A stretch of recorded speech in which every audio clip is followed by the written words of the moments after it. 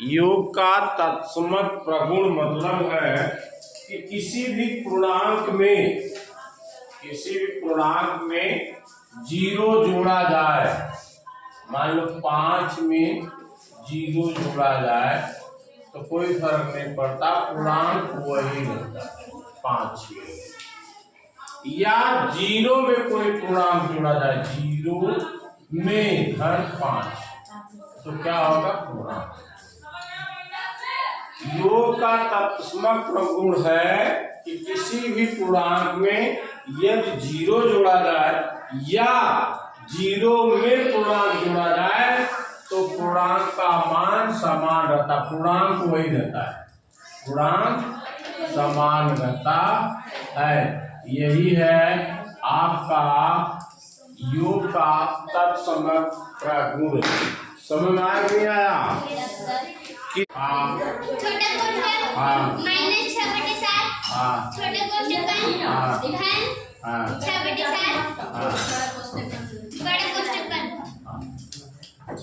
क्या है? परिमेय संख्या नहीं है, परिमेय संख्या नहीं है। ये देखो ध्यान दो, देखो ध्यान दो। इसको पहले कोष्टक, बड़ा कोष्टक, छोटे कोष्टक को -6/7 धन 6/7। तो ये समान हर है, इसका एलसीएम हो गया 7 लघुत्तम, तो 7 हो गया -6 + 6, 6 में से 6 गए, क्या हो गया? 0/7। कहाँ माइनस लगे? जब 0 हो गया तो माइनस कहाँ लगेगा? 0/7 हो गया, 7। परिमेय संख्या माने जिसको हम P/Q के रूप में लिख सकते हैं। यहाँ P = 0, Q = 7, तो परिमेय संख्या उसे कहते हैं जिसको हम P/Q के रूप में लिख सकते हैं और Q डज नॉट 0, मतलब Q 0 न हो। यहाँ पे Q कितना है? 7 है। Q कितना है? इसलिए यह एक परिमेय संख्या है। 0/7 परिमेय संख्या है, परिमेय संख्या है। इसका मतलब ये क्या है? असत्य है, परिमेय संख्या नहीं है, इसका मतलब ये असत्य है। परिमेय संख्याओं में योग का तत्समक अवयव 0 है। ये क्या है? आपका सत्य है। कैसे? पहले बताया मैंने, किसी भी पूर्णांक में या किसी भी परिमेय संख्या में 0 जोड़ते हैं तो उसके योगफल में कोई अंतर नहीं पड़ता है। जैसे मान लो 5/7 एक परिमेय संख्या है, +0 जोड़ोगे तब भी इसका योगफल कितना आएगा? 5/7 आएगा। और या 0 में कोई भी पूर्णांक जोड़ो या कोई भी परिमेय संख्या जोड़ो तब भी इसका योगफल क्या होता है? 5/7 आता है, यानी योगफल समान रहता है। इसलिए योग का तत्समक अवयव 0 है। यह क्या है? सत्य है। परिमेय संख्या 0 का योगात्मक प्रतिलोम नहीं होता है। योगात्मक प्रतिलोम क्या होता है? उसका विपरीत। योगात्मक प्रतिलोम क्या होता है? उसका विपरीत, उल्टा जिसको बोलते हैं। जैसे 5 का योगात्मक प्रतिलोम क्या होगा? -5, क्योंकि दोनों जोड़ने पर 0 आ जाए। जैसे 5 और इसको जोड़ोगे धन -5, इसको 5, ये धन ऋण क्या आ जाएगा? ऋण हो जाएगा, 5 = 0। तो 5 का योगात्मक प्रतिलोम क्या हुआ? -5, मतलब निशान उसका उल्टा। अब जैसे बोल दिया 1/2 का योगात्मक प्रतिलोम क्या होगा? -1/2, क्योंकि दोनों को जोड़ने पर 1/2 धन -1/2 जोड़ो, 1/2 हो गया, कोष्टक खोला, ऋण हो गया 1/2, 1/2 आधा में चला गया, क्या हो गया? 0 हो गया। इसका मतलब है ये क्या हो गया? योगात्मक प्रतिलोम माने उसका सीधा उल्टा। अब परिमेय संख्या 0/1 हम लिख सकते हैं या 5 लिख सकते हैं, कोई भी चीज लिख सकते हैं। 0/1 यानी P/Q के फॉर्म में Q बराबर डज नॉट 0, ये 0 नहीं होना चाहिए। तो ये Q का मान क्या होगा? 1 हो गया। इसलिए 0/1 क्या है? ये परिमेय संख्या है। क्या है? परिमेय संख्या है। अब कह रहा है कि परिमेय संख्या 0 का योगात्मक प्रतिलोम नहीं होता है, तो इसको 0/1 का 0-1 नहीं हो सकता है। दोनों जोड़ दो, देखो दोनों जोड़ा, ये कोष्टक में है 0/1 ऋण 0/1, समझ में आया? अब क्या हो गया? ये हो गया, ये हो गया 0-0, 0 में से 0 घटा 0/1, समझ में आ गया? 5 का योगात्मक प्रतिलोम माने विपरीत -5 हुआ ना, दोनों को जोड़ा मैंने 0 आ गया।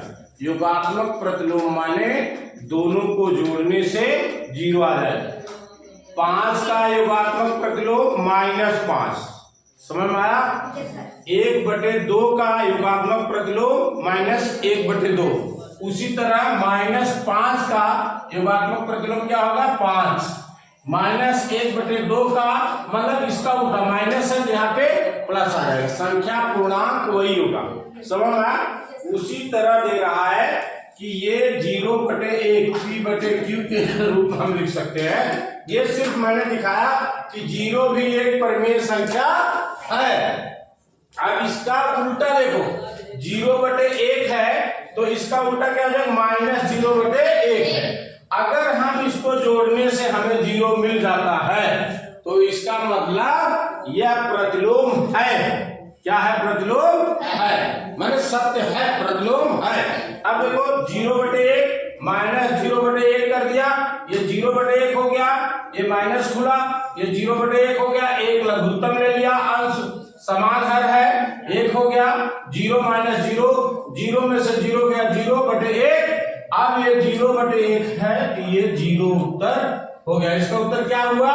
0। इसका मतलब ये है कि योगात्मक प्रतिलोम -0/1 हुआ। इसका मतलब ये क्या है? असत्य है, क्योंकि ये सत्य है कि इसका प्रतिलोम है, 0 का प्रतिलोम है, इसलिए क्या हुआ? असत्य हुआ। कि किसी भी ऋणात्मक परिमेय संख्या का योगात्मक प्रतिलोम एक धनात्मक परिमेय संख्या होती है। करार ऋणात्मक परिमेय संख्या माने ऋण 3/5, ऋणात्मक परिमेय संख्या। इसका उल्टा क्या होगा? धन 3/5। दोनों को जोड़ने पर क्या मिलना चाहिए? 0। क्या मिलना चाहिए? 0। मैंने जोड़ लिया 3/5 धन 3/5, ये क्या हो गया? 5 समान है, 5 हो गया, अंश ऋण 3 धन 3 बराबर क्या हो गया? 3 में से 3 गए 0/5। 0 में किसी भी संख्या से भाग देने पर क्या मिलता है? 0। यानी ये है किसी भी ऋणात्मक परिमेय संख्या माने ऋणात्मक माने 3/5 का परिमेय संख्या का योगात्मक प्रतिलोम ये क्या है? धन है, धनात्मक है, धन है ना, धनात्मक है, इसलिए क्या है? सत्य। क्या है? सत्य कि परिमेय संख्याओं में घटाने का तत्समक अवयव 0 है। ये क्या है? असत्य है। क्यों? क्योंकि परिमेय संख्याओं में जोड़ने का तत्समक 0 होता है। उसका कारण देखो, अगर हम 0 में से 1/2 घटाएंगे उत्तर आ जाएगा -1/2। अगर हम 1/2 में से -0 करेंगे तो 1/2 आएगा, ठीक है, लेकिन 0 में अगर माइनस करोगे 1/2 तो -1/2 आएगा। अब देखो जोड़ने का मतलब है 0 प्लस 1/2 करो तो भी 1/2 आएगा। अगर 1/2 प्लस 0 करो तब भी 1/2 आएगा। तो तत्समक अवयव शून्य है का घटाने का, ये असत्य है। उसका क्या है? जोड़ने का। समझ में नहीं आया? में गुणा का तत्समक अवयव 1 है, ये सत्य है। क्यों? क्योंकि किसी भी परिमेय संख्या में 3/5 में गुणा 1 करने पर वही संख्या प्राप्त होती है। चाहे 1 गुणे 3/5 करो या 3/5 गुणे 1 करो। इसलिए परिमेय संख्याओं में गुणा का तत्समक अवयव 1 है। क्या है? 1 है। यह सत्य है। प्रतिलोम माने उल्टा विलोम। प्रतिलोम माने उल्टा और विलोम, जिसको बोल सकते हैं हम विलोम और उल्टा। गुणात्मक प्रतिलोम माने दोनों का गुणा करने पर कितना आना चाहिए? 1। तो जैसे क्या है, इसको ये 5 है, इसका क्या होगा प्रतिलोम? 1/5। यह अवस्था क्या हो गया? हर। अब है 3/2, इसका प्रतिलोम क्या होगा? 2/3 हो जाएगा। अंश का हर का अंश। अब दोनों का गुणा करने पर ये कट जाएगा, 1 मिले तो वो होता है गुणात्मक प्रतिलोम होता है। अब वो कर रहा है एक ऋणात्मक परिमेय संख्या का गुणात्मक प्रतिलोम एक ऋणात्मक परिमेय संख्या होती है। तो मतलब अगर परिमेय संख्या ऋणात्मक है ऋण 3/5 तो गुणे ऋण 5/3 होगा, तब जाके 1 होगा। क्योंकि ये 3 से कट गया, 5 से कट गया, ये प्लस है प्लस। समझ में आ गया? ये माइनस माइनस क्या हो जाएगा? प्लस हो जाएगा। तो ये माइनस माइनस प्लस हो गया, तो 3/5 गुणे 5/3 हो गया। 3 से कट गया, 5 से कट गया, कितना आया? 1। इसलिए ये क्या है? सत्य है। क्या है? ये सत्य है। समझ में आ गया? गुणात्मक प्रतिलोम पे जो 0 मिल जाए, जैसे कोई संख्या 3/5 है तो इसका उल्टा ऋण 3/5, दोनों को जोड़ो 3/5, ये ऋण हो गया 3/5 बराबर 5, ये हो गया 3 - 3 माने 0/5 माने 0। समझ में आ गया? योगात्मक प्रतिलोम माने उसका उल्टा जो है वो क्या होना चाहिए? 0। दोनों जोड़ने पर 0 आना चाहिए। उसी तरह ये क्या है? सत्य है। कैसे सत्य है? कि कह रहा है कि परिमेय संख्या x, अब x बराबर 0 है, x बराबर यहाँ पे दिया है 0। इसका मतलब हम 0 को x/1 या 0/2 कुछ भी कर सकते हैं ना। परिमेय संख्या ही होगी ना, जिसको p/q के फॉर्म में लिख सकते हैं। और q डज नॉट 0। क्या है? डज नॉट 0, मतलब 0 ना हो, 1 हो गया, 2 हो गया, कुछ भी। अब 0/1 है तो इसका योगात्मक प्रतिलोम -0/1 है। दोनों को जोड़े, ये क्या हो गया? माइनस हो गया, 0/1 - 0/1 बराबर 1 हो गया। 0 - 0 यानी 0/1। समझ में आ गए? बराबर क्या हो गया? 0। इसका मतलब ये क्या है? सत्य है। समझ में आ? इतना सरल सवाल है। इसको कह रहा है कि ऋण 5/12 है, इसका उत्तर ऋण 5/12 है। यहाँ खाली स्थान पे भरना है। तो किसी भी संख्या में अगर 0 जोड़ दो तो संख्या वही, योगफल वही आता है। जैसे 5 है, धन 0 जोड़ोगे तो 5 ही आएगा ना। यहाँ 5 है, यहाँ 5 है, सिर्फ इस जगह हमने क्या रख दिया? 0। उसी तरह इसको रख दो, ऋण 5/12 प्लस 0 बराबर 0 जोड़ो, ऋण 5/12 उत्तर होगा। यानी इस खाली स्थान की जगह क्या होगा? 0 होगा। कि किसी संख्या में से वही संख्या घटा दी जाए तो 0 आता है। 5 ऋण 5 बराबर 0। 10 ऋण 10 बराबर 0। यानी वही संख्या है, बीच में ऋण है, ये संख्या है, बीच में ऋण है, यही संख्या यहाँ पर रख दो, उसका क्या हो जाएगा? 0 हो जाएगा। ये है -4/5 कोष्टक में ऋण, कोष्टक में सेम संख्या ऋण 4/5 रख दो। कैसे 0 हो गया? देखो ऋण 4/5 हो गया, कोष्टक खोल दो, ये ऋण धन हो गया 4/5 हो गया, ये समान हर वाला है 5 हो गया, 4 + 4 हो गया, ये ऋण 4 + 4, ये क्या 4 में 4 गया 0/5 हो गया। 0 में 5 का भाग दोगे क्या आ जाएगा? 0 आ जाएगा। समझ में आ गई? हाँ 1/-2 1/-2 घाते -1 -1। ये सवाल है तीसरा है ना। ये कह रहा है कोष्टक है 1/2 है माइनस और ऋण -1 है। इसका मतलब ये जो -1 है वो 1 पे भी घात है और ऋण 2 पर भी घात है। ये हुआ 1 घाते ऋण 1 और ऋण 2 घाते ऋण 1। समझ में आ गया? अब अगर ऋणात्मक घात है तो अंश है हर हो जाएगा, हर है तो अंश हो जाएगा। ऋणात्मक घात हो, लिख लेना, ऋणात्मक घात हो तो अंश को हर में, अंश को हर में और हर को अंश में बदल देते हैं तो ऋणात्मक खत्म हो जाता है। बदल देते हैं तो ऋणात्मक खत्म हो जाता है। देखो इसको क्या किया, ऊपर कर दे, ऋण 2 घाते 1 हो गया बटे 1 घाते 1 हो गया।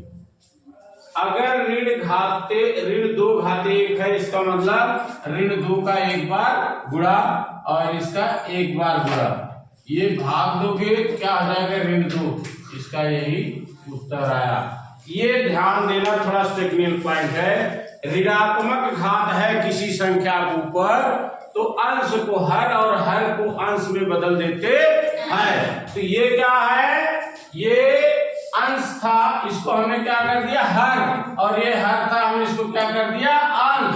जो घात ऋण 1 था वो धन 1 हो गया। जैसे ध्यान ये भी दे दो, मान लो 5 घाते ऋण 2 है तो इसको हम क्या करते हैं? 1/5 घाते 2। और समझ लो, इसको समझने के लिए कि 5 घाते ऋण 2/1 लिख सकते हैं। तो इसको हमने बताया किसी संख्या पर अगर माइनस घात हो तो अंश को हर को अंश, 1/5 घाते 2 हो गया। तो ये आपका सवाल है दूसरे का चौथा। बड़ा कोष्टक अंदर है तो सबसे पहले छोटा कोष्टक इसमें तोड़ना है, बड़े कोष्टक को एकदम सेम रहने दो, बराबर। इसको ऋण 2/3 हो गया, गुणे 3/4 हो गया, ये घाते -1 बराबर। सबसे पहले इसके अंदर को गुणा करो, बड़ा कोष्टक 3 दूनी 6, ये ऋण है तो ऋण बटे 4 × 12 घाते ऋण 1, ठीक, बराबर। इसको 6 से काटो, 6 के 6, 6 दूनी 12, ये हो गया ऋण 1/2, ये हो गया घाते। हमने बताया कि ये जो ऋण है, ऋण के ऊपर भी घात ऋण है और 2 के ऊपर भी घात ऋण 1।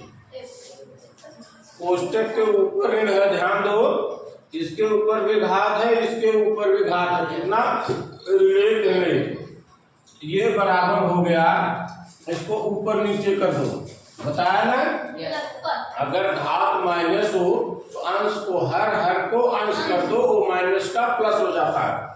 अब ये अंश है इसको हमने क्या किया, -1 घाते 1 हो गया, माइनस हट गया, इसको जो है ऊपर ले जाओ, 2 घाते +1 हो गया, ये माइनस था ये प्लस हो गया, 2 घाते 1 माने 2, अब 1 घाते ऋण 1 घाते 1 माने ऋण 1, इसका इसमें भाग दे दोगे, -2, ये तुम्हारा उत्तर होगा।